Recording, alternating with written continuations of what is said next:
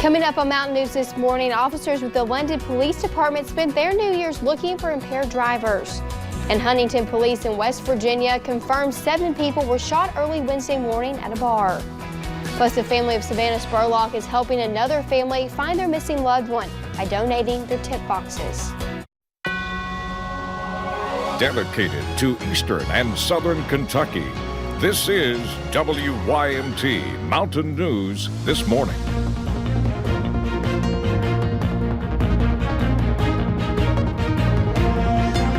Good morning. The time is 6:32 on January 2nd. I'm Madison Pargram, and thank you for joining us on Mountain News this morning in this new year, 2020. It's brought some pretty good weather yesterday, but maybe we're out of luck today. Let's go to Brandon Robinson. Brandon, the rain gear.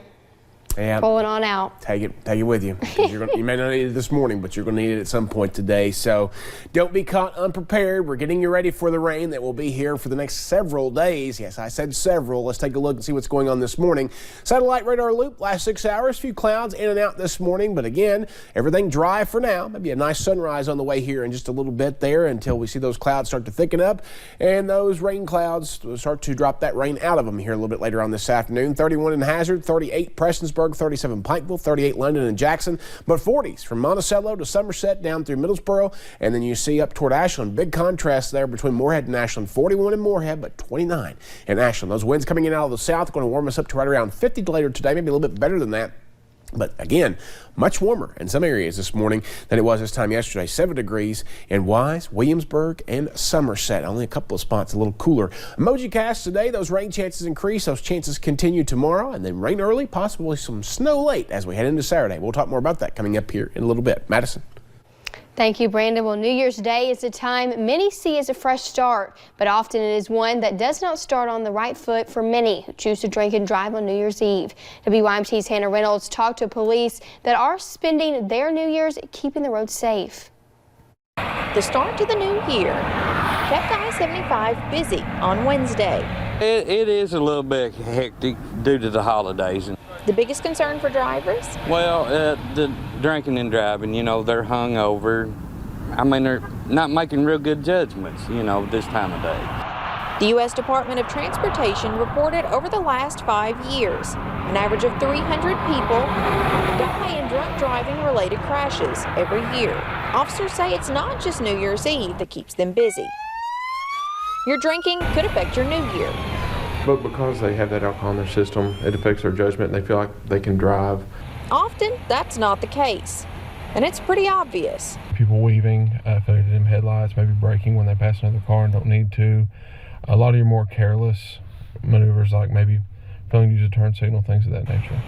Officers and drivers just ask. Need to be more considerate to, you know, us on the road. If you've been drinking, don't get behind the wheel.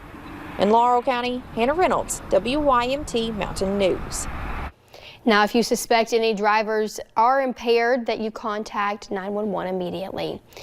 And Kentucky State Police are investigating a deadly crash that happened on New Year's Eve. Troopers say it all happened in the Parkers Lake community of McCreary County, and 42-year-old Eric Wilson was hit by a truck while walking in the road.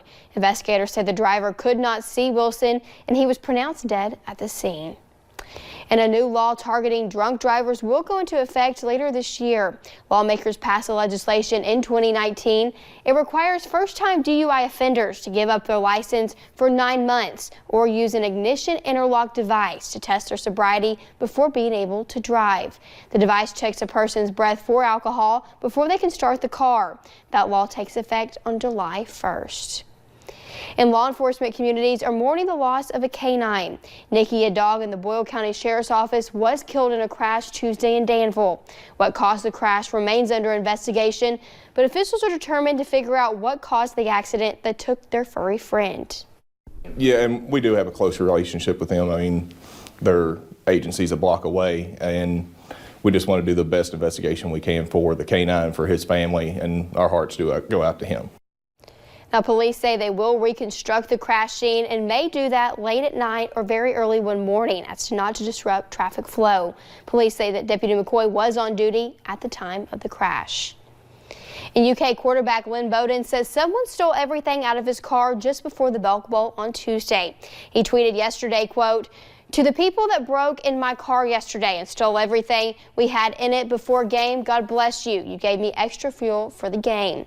Bowden says everything he bought during his Belk Bowl shopping spree was stolen, and Bowl officials say they are working on replacing the stolen items. And a jail employee here in Perry County found himself behind bars after a drug investigation. Investigators with the Drug Task Force says this man, Shannon Adams, was found with a cigarette pack full of Suboxone during a traffic stop around 7 p.m. last night. Adams worked as a deputy jailer at the Kentucky River Regional Jail, where police believe he was smuggling drugs. Adams worked at the jail for around 2 months before the arrest. He now faces a charge of trafficking in the second degree. And now to Louisville, that's where a Kroger security guard is charged with stabbing a customer who visited the store as it was closing. Police say that security guard 63-year-old John Griggs of Louisville reignited an argument with a late arriving customer as that customer was turning to leave. They say store video shows Griggs grabbing the customer by the neck and then stabbing him with a pocket knife. Griggs is charged with felony assault and due for arraignment later this morning. And Huntington police in West Virginia confirmed 7 people were shot early Wednesday morning at a bar. It happened at Coulter Hookah Bar a little before 1:30 a.m. Some of the victims were inside, others were outside. Witnesses say a dispute inside the bar that continued outside may have led to the shooting. The 7 victims were taken to the hospital and no arrests have been made. And meanwhile, police in Logan County, West Virginia, continue their search for a shooting suspect. It all happened on Tuesday near the Whitman community.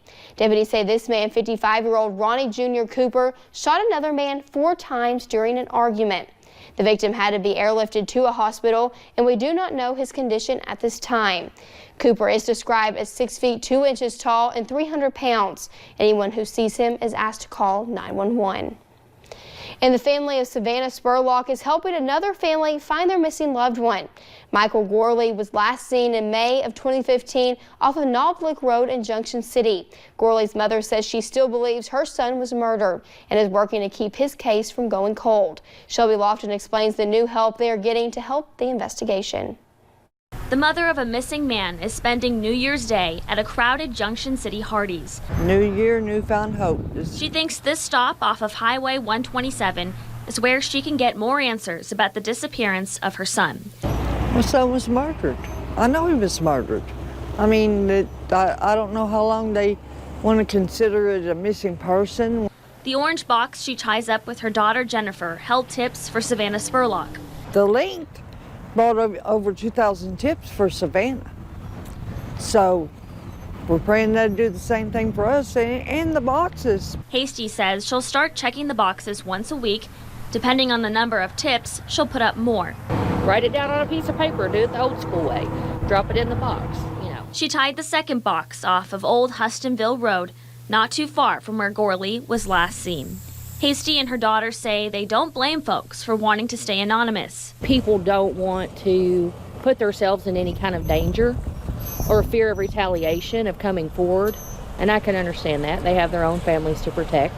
No names, just tips. In the box they hope will hold the truth of what happened to their loved one. In Boyle County, Shelby Lofton, WKYT. Now, Spurlock's friends and family also donated a box to the family of Linda Price, a Boyle County woman also missing since 2015. Now, this all comes as a man charged in the death of Spurlock prepares for a court appearance later this week. David Sparks is due in a Gary County courtroom for a hearing that was continued back in November. He was indicted in Spurlock's murder back in August, and this weekend also marks the 1-year anniversary of Savannah Spurlock's disappearance. She was last seen leaving a downtown Lexington bar on the morning of January 4th. Her remains were found in Gary County back in July.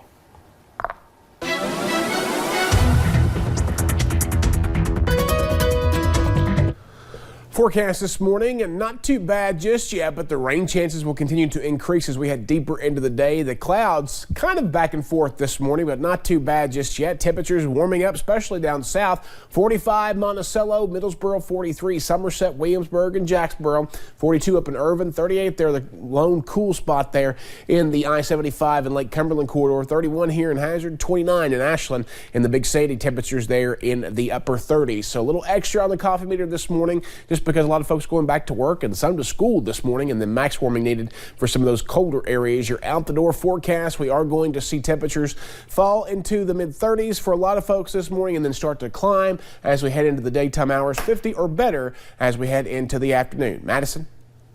Thank you, Brandon, and thank you for joining Mountain News this morning. Here's a look at what's ahead. Just ahead, we continue our countdown of top local stories at WYMT.com. The top of the list contains both tragedy and miracles.